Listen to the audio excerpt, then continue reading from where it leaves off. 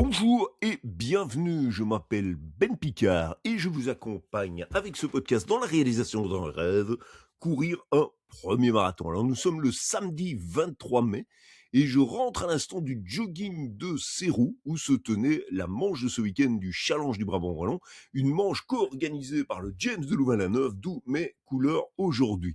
Alors lundi, nous serons lundi 25, nous attaquerons après une semaine de repos, ou en tout cas une semaine plus relax, je vous le souhaite, le dernier bloc de la préparation au marathon, le bloc dit d'affûtage. Alors on entre dans une phase où le principe va être d'en faire moins pour arriver à faire mieux.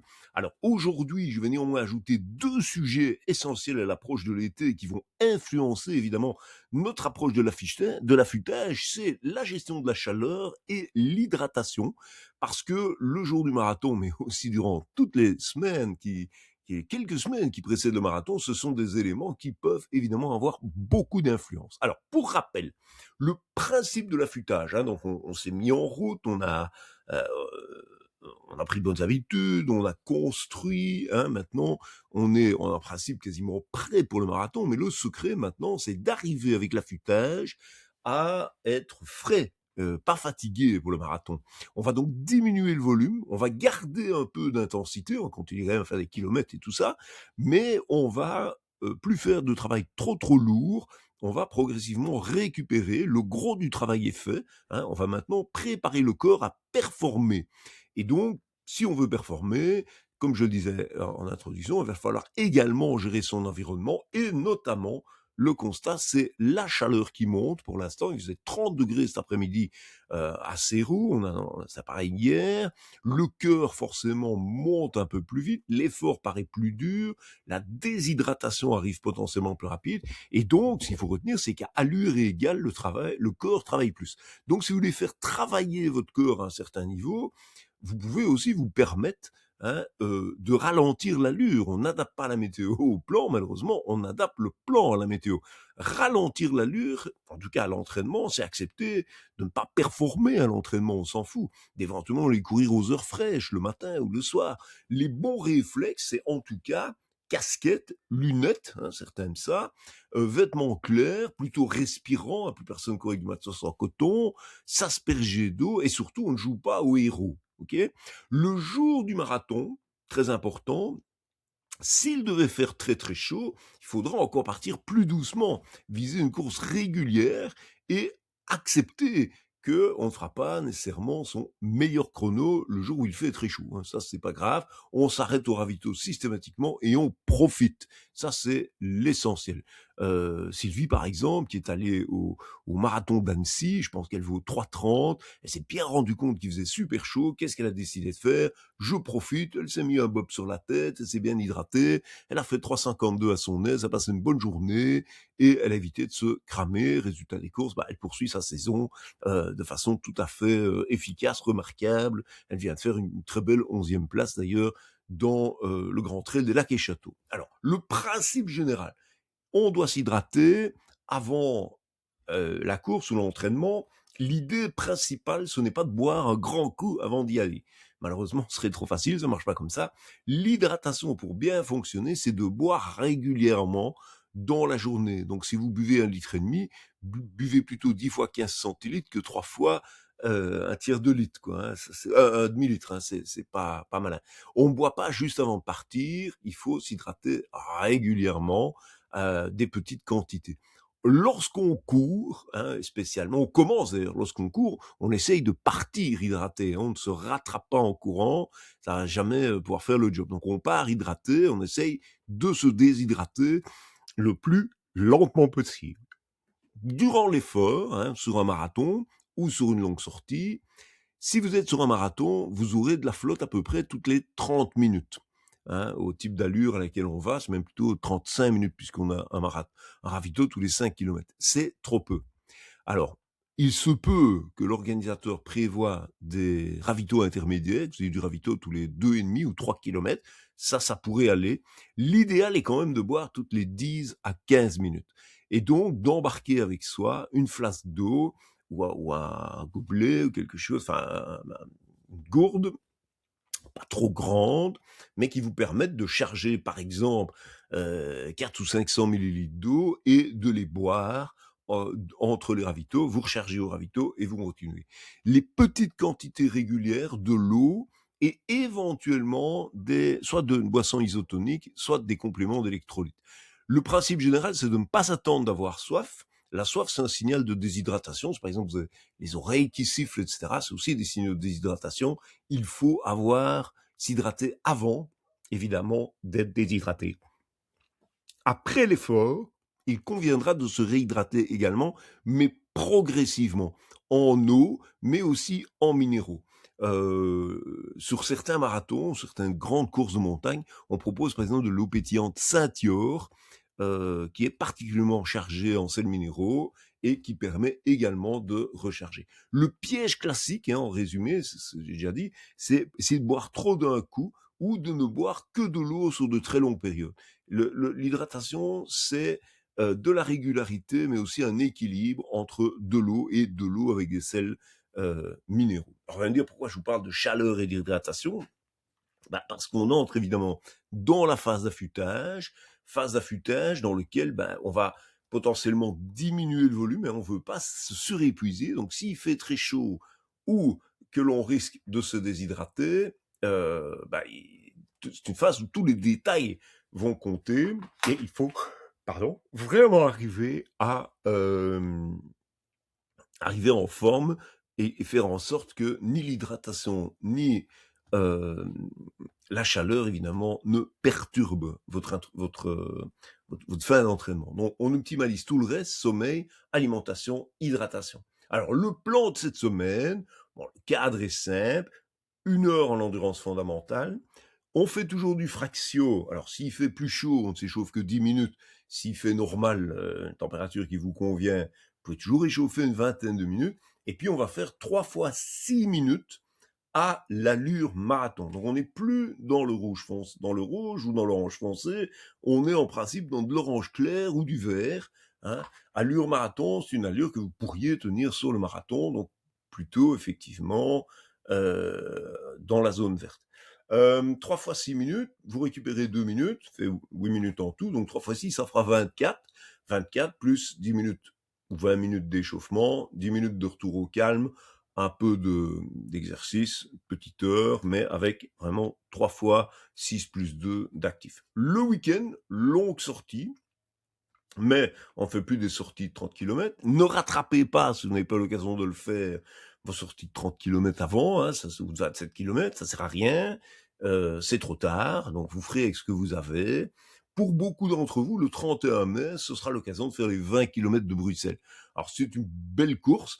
Pour des marathoniens, c'est quand même un peu une course queue, quelque part. Enfin, avec tout le respect que j'ai pour les gens qui font les 20 km de Bruxelles, c'est aussi très chouette. Mais en tout cas, n'allez pas cramer votre marathon pour faire les 20 km de Bruxelles, c'est ridicule.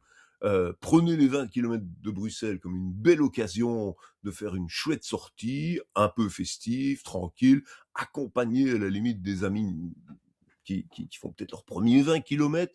Mettez-vous, vous, en allure marathon, eux seront contents. Il y a sans doute moyen, effectivement, de faire de ce 20 km de Bruxelles une belle occasion d'une course partagée.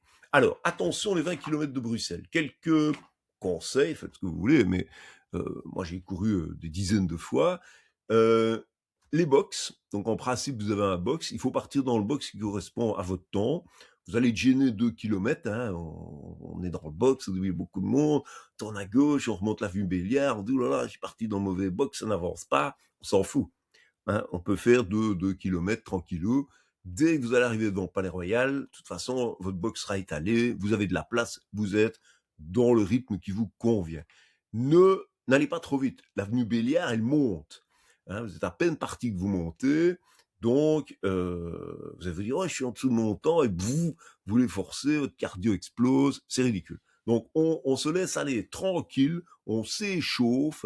Nous, on vise un marathon, on ne veut pas faire une performance de 20 km. On s'échauffe tranquillement jusque le Palais Royal. Là, on se met dans son tempo. Attention, ça va encore monter. Ça va monter rue Royale. On passe devant le Palais Royal, puis vous allez à gauche, vous êtes rue Royale. Enfin, vous voyez Godefroy Bouillon d'abord, et puis hop, vous foncez. Ravito, On se ravitaille déjà, ça a l'air bizarre, 3 kilomètres, il y a un ravito. Et puis, vous montez la rue Royale. Et là, rue Royale, vous prenez à gauche et vous entrez dans les tunnels. Attention, les tunnels, c'est extrêmement bruyant, ça peut être très très chaud, la remontée des tunnels, il y a moyen de se cramer.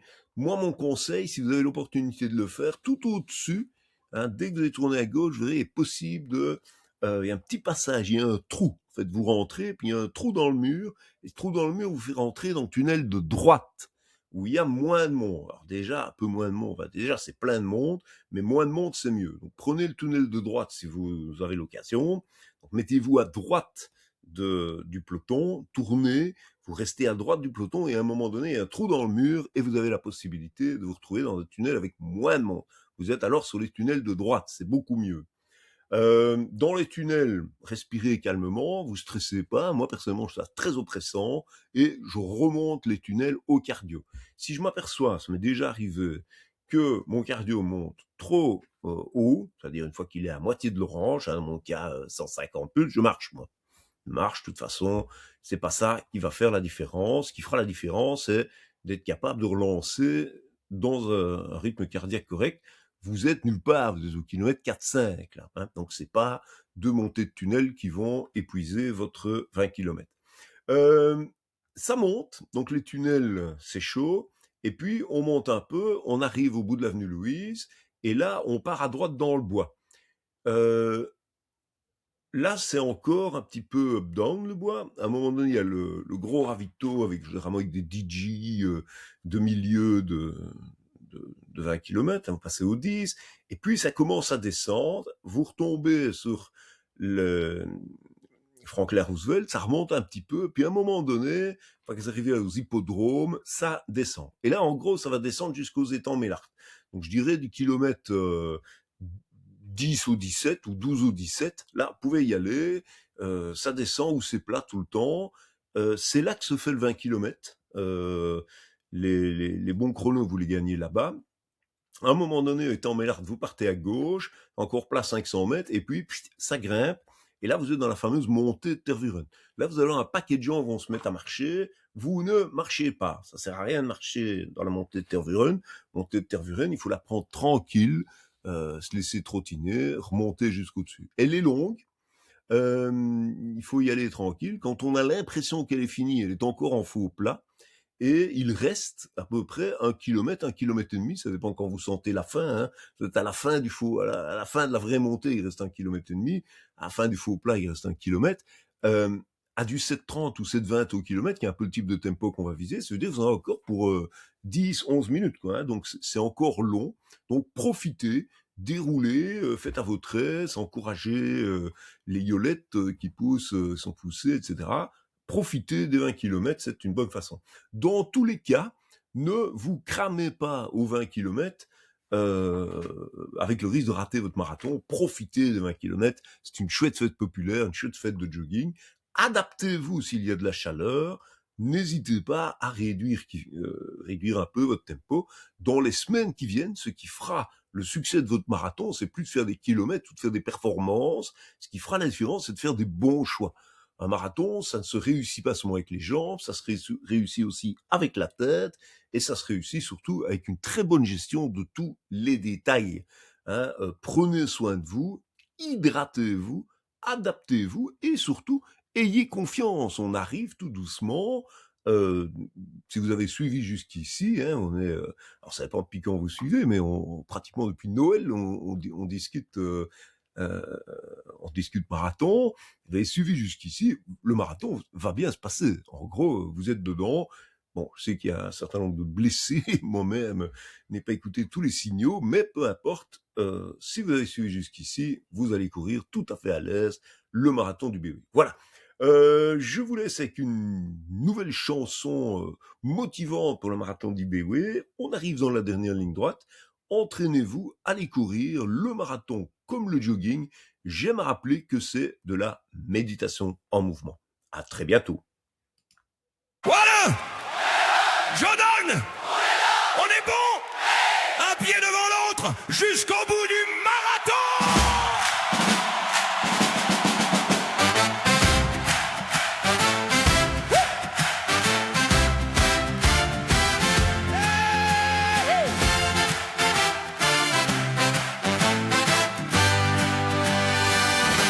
faire chaud, on s'en fout. On a la pêche jusqu'au bout. Dossard, un grand sourire, et les copains pour nous suivre. Marathon du Brabant Wallon, tous ensemble, même passion. On court, on tient bon, courage, on se dépasse. Marathon du Brabant Wallon, un pas, puis un autre, pardon. Si on souffle comme un camion, on arrive tous à Jodoliner. Quand tes jambes disent stop, que ta tête veut faire